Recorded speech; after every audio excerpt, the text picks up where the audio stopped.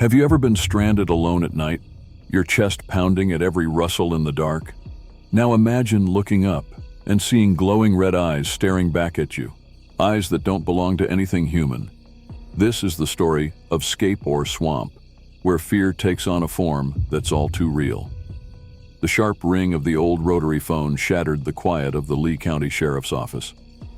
Sheriff Liston Truesdale leaned back in his worn-out chair, grabbing the receiver with a resigned sigh. Another call from the outskirts, a wrecked car, a rattled teenager. Routine, or so he thought. But as Christopher Davis's panicked voice poured through the line, the sheriff sat upright. The boy described glowing eyes, something enormous clawing at his car, and a pursuit that had left him shaken to his core. Truesdale's first thought was that the kid had stumbled across a bear or a gator. Wildlife were no strangers to the swamp. Even so, the urgency in Davis's tone pushed the sheriff to check it out. When Truesdale arrived at the Davis home, he found the boy pale and visibly shaken. The sedan sat in the driveway, its hood scratched and dented, the roof scored by deep, jagged grooves. "It had claws, Sheriff," Davis murmured, barely audible. "It wasn't like any animal I've ever seen." Something about the scene stuck with Truesdale. A frightened teenager he could brush off. Damage to a car was often explainable. But together, it hinted at something more, something lurking just beneath the surface. The next morning, Truesdale drove out to the stretch of road near Scape Ore Swamp where Davis claimed the encounter had happened. The heavy heat of the swamp settled over him as he pushed through the thick vegetation. Ancient cypress trees towered above, their twisted branches draped in moss, carrying secrets only the swamp understood. Deputies joined him, spreading out to comb the area. It wasn't long before someone shouted, "Sheriff, you need to see this." On the muddy bank near the swamp, a series of enormous footprints pressed deep into the ground. Each one was 14 inches long, with only 3 toes. The impressions were so deep, they suggested something immense had left them, something that defied easy explanation. Plaster casts were taken, and Truesdale sent them off for analysis, but the pieces didn't fit. News of Christopher Davis's encounter spread like wildfire. Within days, other residents began sharing their own stories. A truck driver passing through the area claimed to have seen a massive figure dart across the road, its glowing eyes catching the reflection of his headlights before vanishing into the swamp. Hank Mills, a local farmer, reported strange growls near his chicken coop one night.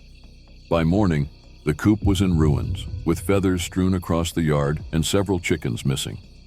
As reports of damaged vehicles, eerie sounds, and fleeting sightings flooded in, Truesdale and his deputies found themselves chasing a phantom. Some described the figure as humanoid, its greenish skin shimmering like scales under the moonlight. Others swore they saw its red eyes, blazing with an unnatural light. The sheriff, ever pragmatic, urged his team to stay focused. "People see what they want to see," he told them. But even he couldn't ignore the mounting evidence, or the fear spreading through the town. As the sightings gained traction, the media caught wind of the story. At first it was treated as a quirky local mystery, something fit for an odd news segment. But soon, journalists and thrill-seekers flooded Lee County, eager to uncover the truth. Headlines blared with phrases like "Monster of the Swamp" and "Beast Stalks Rural Town." Tourists clogged the roads, hoping to catch a glimpse of the mysterious creature. Pranksters added fuel to the fire, donning costumes and staging hoaxes to keep the frenzy alive. The most gripping report came from Hank Mills, a farmer known for his no-nonsense attitude and sharp aim. One muggy evening, Mills heard a commotion outside his house. Grabbing his shotgun, he stepped outside to find his chicken coop in shambles. Feathers were scattered everywhere, and amid the wreckage, something huge moved at the edge of his field. "I swear it wasn't all man," Mills later told Truesdale. "It was hunched, with a shape I couldn't make sense of, and its eyes glowed like embers in the dark." The next morning, Mills showed Truesdale the damage. Claw marks raked across the wooden beams of the coop, and tracks leading back to the swamp, the same 3-toed prints seen before.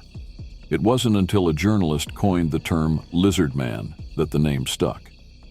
With its scaly appearance and swampy origins, the label fit the creature's description and captured the imaginations of locals and outsiders alike. Truesdale wasn't fond of the sensationalism, but even he couldn't deny the power of the name. It encapsulated the fear and curiosity spreading through the town. As the lizard man legend grew, so did the theories.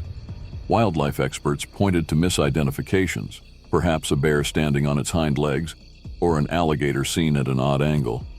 Psychologists suggested mass hysteria, where shared anxiety fueled a cascade of exaggerated sightings. Skeptics accused attention seekers of fabricating encounters for their 15 minutes of fame. Truesdale remained cautious.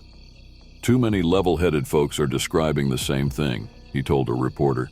"I don't know what it is, but it's out there." By the close of 1988, the sightings waned, and the uproar settled. The sheriff's department quietly closed its investigation, but the lizard man's legend endured. Scape Ore Swamp became a destination for tourists and cryptid enthusiasts, its mystery drawing the curious from far and wide. For Sheriff Truesdale, it was a chapter he would never forget.